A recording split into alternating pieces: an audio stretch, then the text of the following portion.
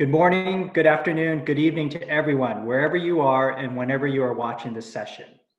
My name is Steen Lee, and on behalf of the Professional Development Committee, or PDC, I have the distinct pleasure of kicking off the 2020 Top Educational Content, or TEC, talks. I'd first like to acknowledge the Journal of Pediatric Surgery for sponsoring this session.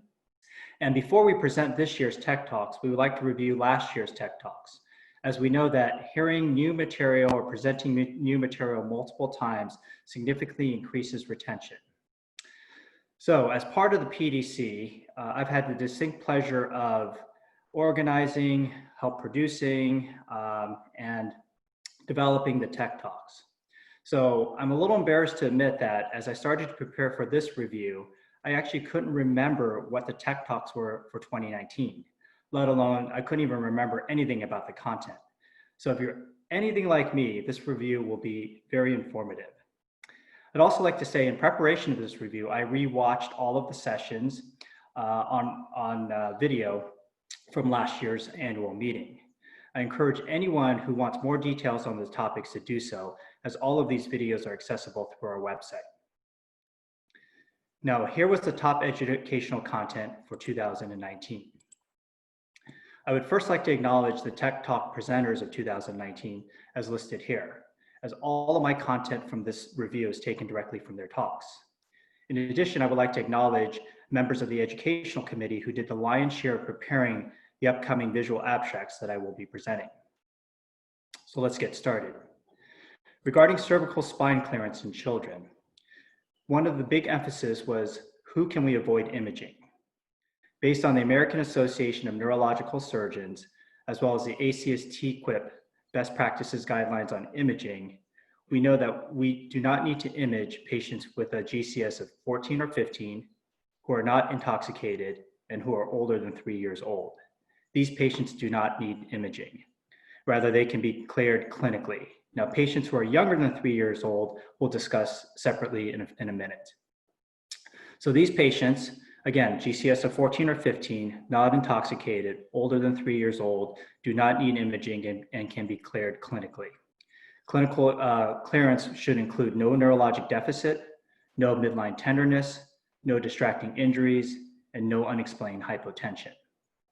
Now, we mentioned that there are exceptions based on mechanism for children who are less than 3 years old.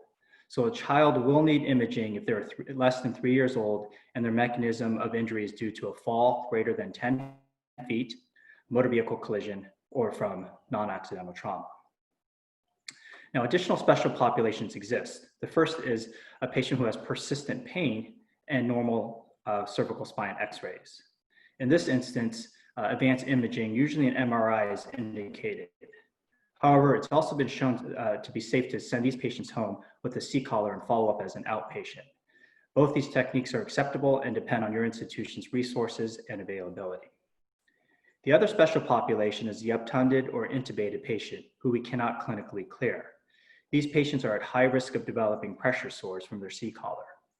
In obtunded or intubated patients with a normal high-resolution CT scan of the next usual step is to obtain an MRI to rule out ligamentous injury. However, we know that waiting for the MRI can be a significant delay, which increases the risk of developing pressure sores. So in a similar situation in adults, so in adult patients who are obtunded or intubated with a normal CT scan, it has been shown that they can safely remove the C-collar without obtaining the MRI. However, at this time, there are no data to support this practice in children. So the take-home point from this 2019 TEC Talk is to avoid over-imaging for C-spine clearance in children. Moving to our next TEC Talk topic for 2019 is on fertility preservation for children with cancer. Now, the good news is that 7 out of 8 children will survive cancer. The not so good news is that 60% of survivors will suffer long-term effects from their treatment of their cancer. And last year, we found out that infertility was the biggest quality of life issue among adult survivors of childhood cancer. Now, we know many factors play a role with respect to fertility preservation in children with cancer. Boy versus girl, pre-pubertal versus post-pubertal, pre-treatment, or in the middle of treatment. Now, these two diagrams from SaveMyFertility.org show what can be done for fertility preservation in boys and girls. So for prepubertal girls, ovarian tissue banking is really your only option. Ovarian tissue banking is still considered experimental and should be done under an IRB approved study. For postpubertal girls, ovarian stimulation with egg banking is one option. However, if patients cannot wait the time required for ovarian stimulation, then ovarian tissue banking is the other option. During cancer treatment, ovarian transposition and radiation shading should be performed to preserve fertility and avoid the effects or minimize the effects of radiation. Switching to boys, for prepubertal boys, testicular tissue banking or banking of immature sperm is the option. And for postpubertal boys, sperm banking is the option, and there are various methods and ways to obtain the sperm. And again, for boys who are undergoing cancer treatment, then radiation shielding of the testes should be performed to minimize the risk of radiation. Pediatric surgeons can help by starting the conversation of fertility preservation with parents and patients, and also by obtaining ovarian or testicular tissue for banking. Obtaining these tissues can occur at the time of placement of the tunnel central venous catheters or other invasive procedures to minimize the anesthetic risk to children. So let's move on to antibiotic stewardship. Now, the impact on lives lost and cost of care due to superbugs is enormous. What can we do as pediatric surgeons to help? Well, it turns out that 85% of inappropriate use of antibiotics in pediatric surgeries are seen in these three areas. So one, no prophylactic antibiotics are needed for clean cases without implants. So our inguinal hernias, umbilical hernias, lumps and bumps, circumcisions, and so on do not need antibiotics. If prophylactic antibiotics are needed and administered, then no additional antibiotic prophylaxis is needed after incision closure for any procedure.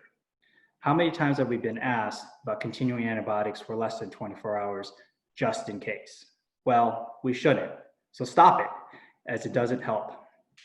Finally, the type of antibiotics we administer is also important. No anaerobic coverage is needed for cases not involving the colon and rectum. So by saying no to these three simple things, we will be saying no to creating superbugs. Finally, let's switch gears to the Pediatric Surviving Sepsis campaign. We found out how serious sepsis is in children last year. 1 out of 10 children with sepsis will die, and 40% of children with septic shock will die. So this is some real serious. Pediatric Surviving Sepsis campaign emphasizes these 6 points to minimize mortality. 1, start antibiotics early, within 1 hour, ideally after the diagnosis of sepsis. Initially, we want to use broad spectrum antibiotics and narrow the coverage when cultures return. It is good to check lactate, but physical exams such as capillary refill is as good and possibly better than goal-directed resuscitation in children. After administration of IV fluids, albumin should be administered in children who continue to not respond after 30 milliliters per kilogram of isotonic fluids have been administered. If a child is unstable and their hemoglobin is less than 7, then blood should be administered. So if a child does not respond to fluids, albumin, and blood, then pressors should be started. The specific pressor should be based on SVR and cardiac function. Special consideration should be given to patients with renal failure, as vasopressin should be used in these patients. Now, if one pressor doesn't work, then add a second. And if the second pressor still doesn't work, then steroids should be started. And finally, all of these measures, if they are not working, then ECMO should be considered as a last resort. Another useful acronym that Dr. Gattapalli presented was SAVE. S, source control, A, antibiotics, V, vascular, meaning access and monitoring, and E, equilibrium for resuscitation. So with the Surviving Sepsis campaign, let's go save some lifetimes. Unfortunately, I'm not allowed to be as enthusiastic as Dr. Gattapalli was last year. So as we get ready for the 2020 Tech Talks, let's remember to avoid imaging for C-spine clearance. Let's talk to our patients and families about fertility preservation and help obtain tissue when indicated. Let's say no to superbugs. And finally, let's go save some lifetimes. Once again, I would like to acknowledge last year's presenters and members of the Education Committee for their contribution to this talk. One last thing before signing off, I'd like to put a plug in for the upcoming Practicing Surgeons curriculum from the Education Committee. The Education Committee will be using a similar format of visual abstracts as I just presented to convey key concepts to the practicing surgeons throughout the year.